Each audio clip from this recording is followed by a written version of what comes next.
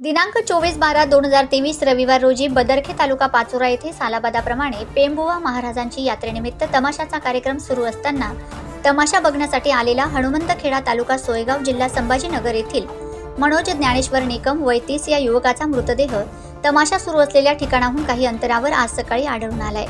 यामुळे परिसरात एकच खळबळ उडाली आहे।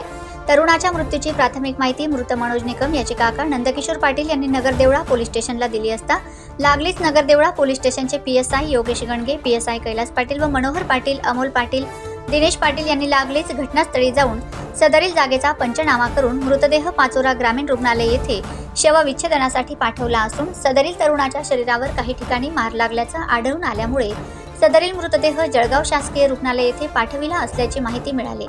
सदरील तपास पोलीस उपनिरीक्षक योगेश गणगे करीत आहेत। परंतु तरुणाचा मृत्यू नेमका कशामुळे झाला हे अजून स्पष्ट झालेलं नाही। परंतु या तरुणाच्या मृत्यूमुळे परिसरात उलटसुलट चर्चा सुरू आहे।